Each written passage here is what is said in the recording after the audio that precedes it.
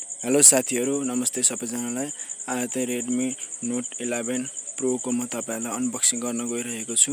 यो फोन हो हैन, अब युट्युब हुँदी मैले धेरै देखिरहेको छु। अब हेरौं भित्र के हुँदो रहेछ, हामी हेरौँ है त खोलेर।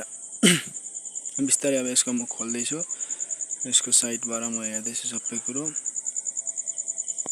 अब खोल्न रेडी गरिहालौँ हैन, भित्र के छ एकदम एक्साइटेड छु म पनि कस्तो हुँदो रहेछ भित्र हेर्नलाई। यो मेरो फर्स्ट यो अनबक्सिङ भिडियो हो। हेरौँ भित्र कस्तो हुँदो रहेछ, मोबाइलको कसरी प्याक गरेको रहेछ। बिस्तारै खोल्दै छु, अलिक टाइम त लाग्छ हैन। अब अलिक टाइम लाग्ने भयो, त्यही पनि हेर्नुस्। पछाडिको कभर Redmi Note 11 Pro। यो चाहिँ 4G र 5G को भेरिएन्ट छ। यो चाहिँ 4G वाला हो। नेपालमा 5G अहिलेसम्म आएको पनि छैन र किन्न जाँदाखेरि पनि अब अहिलेसम्म 1-2 महिनामा नआउने जस्तो छ। अब 1-2 वर्षै भरि नै 5G नआउने जस्तो कुरा छ। हेर्नुस् एउटा भित्र केस छ प्रोटेक्सनको लागि।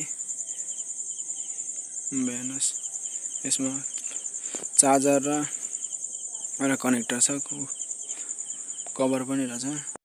चार्जर चाहिँ एकदम फास्ट चार्जर है, 67 वाटको फास्ट चार्जर छ। एकैछिनमा लगभग आधी घण्टा जतिमा फुल चार्ज हुँदो रहेछ। मैले चेक पनि गरेको छु, आधी घण्टा जतिमा। र यो चार्जर चाहिँ लास्टै हेभी जस्तो पनि छ, अलिक ठुलो। अरु चार्जर भन्दा स्यामसङको चार्जरहरु भन्दा चाहिँ अलिक ठुलो छ यो। हेर्नुस् यसको मैले सबै मजाले तपाईहरुलाई देखाइदिन गइरहेको छु। यो चाहिँ चार्जर केबल रहेछ। चार्जर केबल यो त भिन्दै आउँदो रहेछ। हेरौँ यसको भित्र के पछाडी के छ। 67 वाटको fast charging, 120 HP super AMOLED display रहेछ यसमा। अनि यो चाहिँ 108 मेगापिक्सलको क्यामेरा हो। यो चाहिँ अहिले चलेको हो 108 मेगापिक्सलको क्यामेरा। आउँदो रहेछ भनेर म तपाईहरुलाई देखाउने नै छु हैन।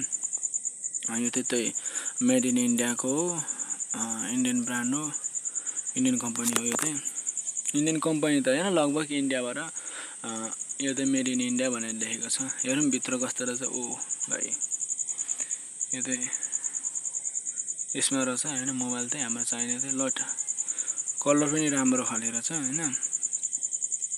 108 मेगापिक्सलको क्यामेरा अरे, क्यामेरा अलिक ठुलो रहेछ। गर्दाखेरि वेट पनि लगभग 235 ग्रामको रहेछ वेट त्यसको। हेरौँ पावर अन गरेको छु, अब हेरौँ कति छिटो हुन्छ। ल पावर अन पनि छिटो हुँदो रहेछ। हेरौँ पावर अन गरेको छु मैले। यो चाहिँ मैले लगभग 2 दिन जति बेला चलाएको। यो चाहिँ कस्तो रहेछ भनेर चेक पनि गरेको छु। अब जाउँ हामी साउन्डमा, क्यामेरामा कस्तो रहेछ हेरौँ हैन। क्यामेरा राम्रो, यो मोबाइल भन्दा मैले गरेको मोबाइल भन्दा अलिक राम्रो खाले रहेछ। अब हामी युट्युबमा जाउँ, युट्युबमा एउटा गीत सुनौँ साउन्ड कस्तो छ यसको। डबल साउन्ड अगाडि र पछाडी छ यसको त्यो साउन्ड। हेरौँ साउन्ड कस्तो निक्लिँदो रहेछ यसमा चाहिँ।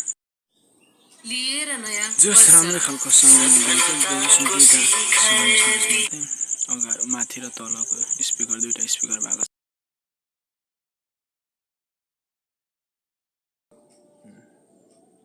विकासलाई गति मिलोस्, किसानलाई मल, युवालाई रोजगार मिलोस्, माटोलाई जल।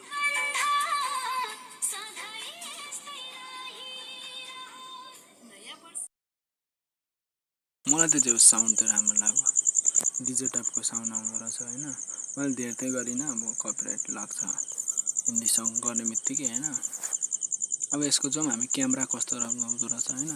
क्यामेरामा फोटो कतिको राम्रो आउँछ। यो चाहिँ मैले राति लगभग 3 बजेतिर खिचेको हो। यो 30 बारे खिचेको मैले Redmi Note 11 Pro बाट। यो चाहिँ बादलको खिचेको थिएँ मैले। यो बिएको फोटो हो। लगभग राम्रै आउँदो रहेछ मेरो विचारमा चाहिँ। फास्ट पनि चार्जिङ लगभग आधी घण्टामा चार्ज भइहाल्छ। तपाईले हेर्नुस् कति छिटो चार्ज भइरहेको छ हैन। आधी घण्टामा चार्ज भइराख्दो रहेछ। मेरो च्यानललाई प्लिज सब्स्क्राइब गरिदिनु होला। धन्यवाद। Thank you, subscribe me.